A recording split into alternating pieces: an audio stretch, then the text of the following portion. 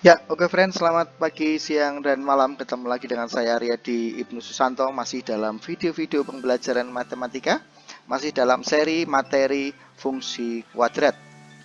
Ya, di dalam video sebelumnya kita sudah membahas tentang bagaimana cara menggambar grafik dari fungsi kuadrat. Nah, kali ini kita akan belajar bersama-sama tentang penyelesaian soal-soal yang berkaitan dengan grafik fungsi kuadrat. Ya, kita ingat lagi dalam video yang sebelumnya bahwa untuk menggambar fungsi kuadrat ada hal-hal yang perlu kita tentukan dulu, titik-titik yang perlu kita cari, kita tentukan ya.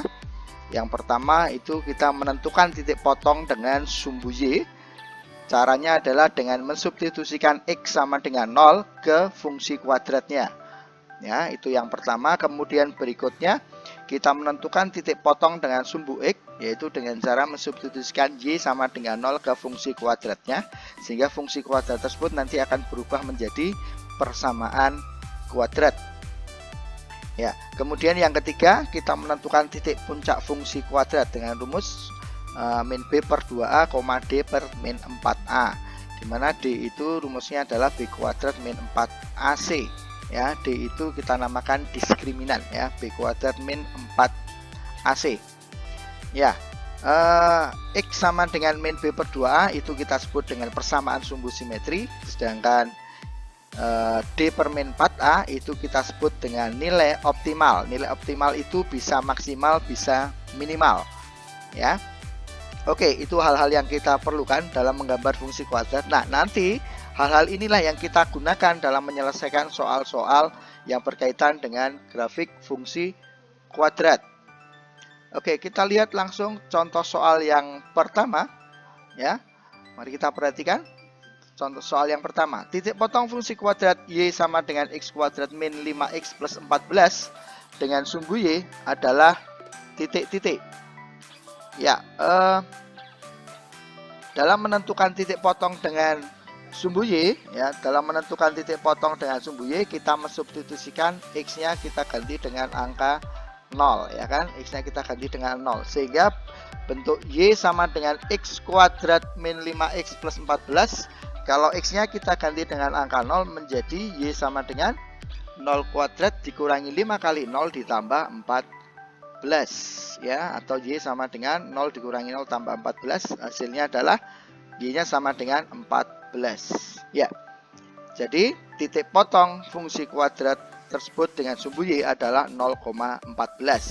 0 itu dari X yang kita substitusikan ini, 14 dari hasil perhitungan kita ini ya.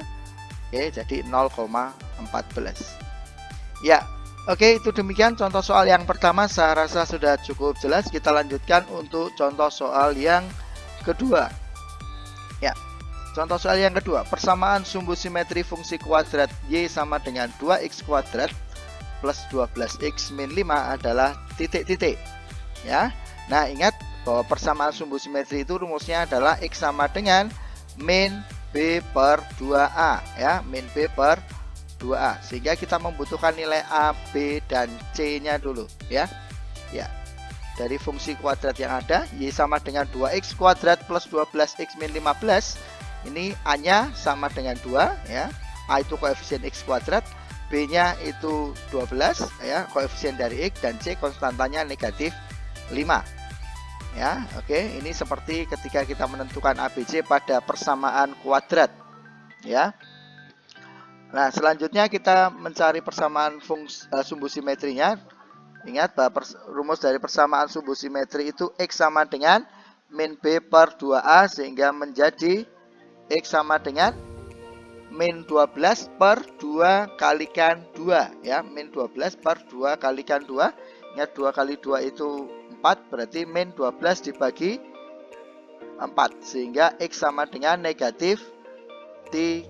X sama dengan negatif 3 ya. Jadi persamaan sumbu simetri fungsi kuadrat tersebut adalah X sama dengan negatif 3 ya. Oke, demikian contoh soal yang kedua. Saya rasa sudah cukup jelas. Kita lanjut ke contoh soal yang ketiga ya. Ya, perhatikan contoh soal yang ketiga. Jika salah satu titik potong fungsi kuadrat Y sama dengan X kuadrat plus PX min 14 dengan sumbu X, ya, dengan sumbu X adalah 2,0, maka nilai minimal fungsi tersebut adalah titik-titik, ya. Saya ulangi, jika salah satu titik potong fungsi kuadrat Y sama dengan X kuadrat plus PX min 14 dengan sumbu X adalah 2,0, maka nilai minimal fungsi tersebut adalah titik-titik, ya. Nah, mari kita lihat bersama. Perhatikan fungsi kuadratnya. Di situ Y sama dengan X kuadrat plus PX. Perhatikan di sini ada PX, ya. Jadi nilai B-nya kita belum tahu. Masih disebutkan pakai P di sini. Min 14, ya. Nah, perhatikan salah satu titik potongnya adalah titik potong dengan sumbu X-nya 2,0. Nah, langkah yang harus kita lakukan adalah kita harus mencari nilai P-nya ini dulu. Untuk mencari nilai minimal fungsi, kita harus mencari nilai P-nya dulu. Nah, bagaimana caranya? Kita gunakan titik potong yang sudah ada di situ. Titik potong dengan sumbu X ini 2,0. Ini kita substitusikan ke fungsi kuadratnya, ya. X-nya kita ganti dengan angka 2, Y-nya kita ganti dengan 0, ya. X-nya kita ganti dengan angka 2 dan Y-nya kita ganti dengan 0. Sehingga bentuknya sekarang menjadi 0 sama dengan 2 kuadrat ditambah P kali 2 dikurangi 14, ya. Oke, kalau kita hitung menjadi 0 sama dengan 4 plus 2P dikurangi 14. Nah, sekarang 2P-nya tinggal kita pindah ke ruas kiri, ya. 2P-nya karena positif kita pindah ke ruas kiri menjadi negatif, sehingga bentuknya menjadi min 2P sama dengan 4 dikurangi dengan 14, ya. Min 2P sama dengan 4 kurangi 14, sehingga min 2P sama dengan negatif 10. P-nya negatif 10 dibagi negatif 2 hasilnya 5, ya. Kita sudah ketemu nilai P-nya. P-nya sama dengan 5. Kalau P-nya 5, berarti sekarang bentuk fungsi kuadratnya sudah bisa kita tentukan menjadi Y sama dengan X kuadrat plus 5X, ya. P-nya tinggal diganti dengan angka 5, jadi plus 5X min 14, ya. Sehingga fungsi kuadratnya, saya ulangi, Y sama dengan X kuadrat plus 5X min 14, ya. Nah, sekarang baru kita tentukan nilai minimal fungsi, ya. Ingat, untuk menentukan nilai minimal fungsi kita gunakan rumus D per min 4A. D itu B kuadrat min 4AC per min 4A. B-nya 5, jika 5 kuadrat dikurangi 4 kali 1 kalikan negatif 14 per negatif 4 kali 1. 5 kuadrat 25, min 4 kali 1 kali min 14 jadi plus 56. Ya, ini kalau kita hitung itu menjadi 81 per negatif 4, ya.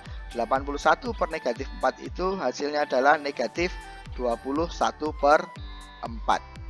Ya, jadi nilai minimal fungsi tersebut adalah negatif 21 per 4, ya. Negatif 21 per 4. Ya. Itu contoh soal yang nomor 3. Saya rasa sudah cukup jelas dan saya hanya memberikan 3 contoh soal saja di sini. Ya, seperti biasa di akhir video saya selalu memberikan latihan soal, ya, latihan soal yang bisa kalian gunakan untuk kalian memperdalam materi yang kita bahas saat ini. Ya.